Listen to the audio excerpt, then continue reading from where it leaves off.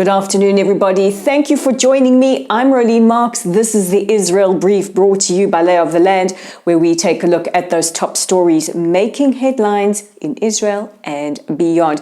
And what a week it has been. I think we'll all be relieved to welcome the weekend, and we hope it's going to be a lot more calmer moving on. But before we do, let's take a look at those top stories, and we begin with reports earlier today that former Defense Minister Yoav Gallant is considering apologizing for the timing of his statement on Saturday night.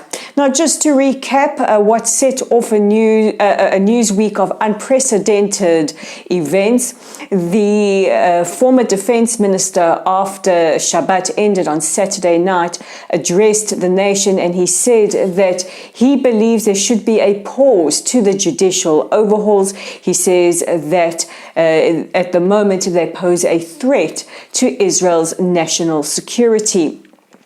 Now, on Sunday night, in response to that, Prime Minister Netanyahu fired Gallant, who is a member of his Likud faction, and this set off massive protests and a general strike across the country until the Prime Minister and his faction and the coalition agreed to pause the proposed judicial overhauls. It is believed that Shas's Aryeh Deri is trying to compromise or trying to mediate between Netanyahu and Gallant. Gallant is yet to receive his official letter of dismissal.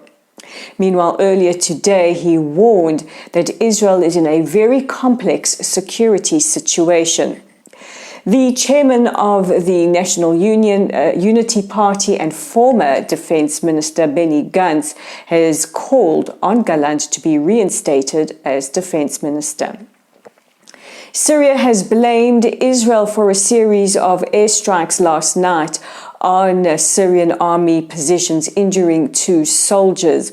The Syrian media reported hearing loud explosions in and around the Damascus area, and just a short while ago it was confirmed that the Iranian air defense systems were struck.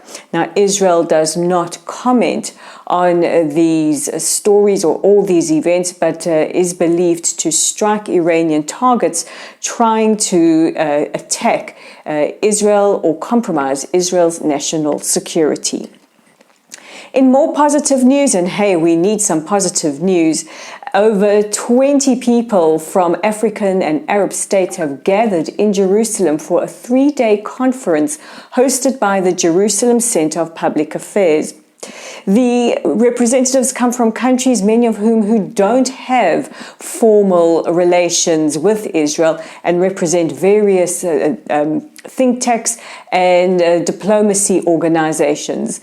The delegates come from countries as diverse as Saudi Arabia, Jordan, Djibouti, Nigeria, South Africa, and various others, and are going to be discussing ties between Israel and the African continent and the Arab world. And finally, we have welcomed an embassy from Azerbaijan to Israel. This is a Shiite Muslim country, a significant ally of Israel, and yesterday their embassy was opened, the first for this country in Israel. The Azerbaijani Foreign Minister Ceyhun Bayramov met with Prime Minister Netanyahu, and the two are believed to have spoken about deepening bilateral ties between the two countries. So that's it as we head into the weekend. I'm sure, like all of me, you are like me.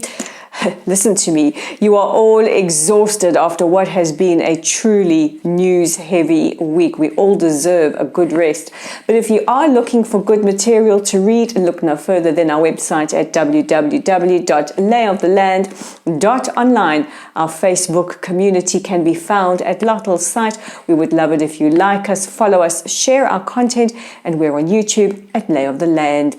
No, that's Twitter. We're on, I'm exhausted. Can you tell? We're on Twitter at Lay of the Land 5 and on YouTube at The Israel Brief. Click on that red subscribe button. Let's grow that community. From an exhausted Rolene Marks to all of you, I wish you all a wonderful weekend. Shabbat Shalom, and we'll check in with each other on Monday.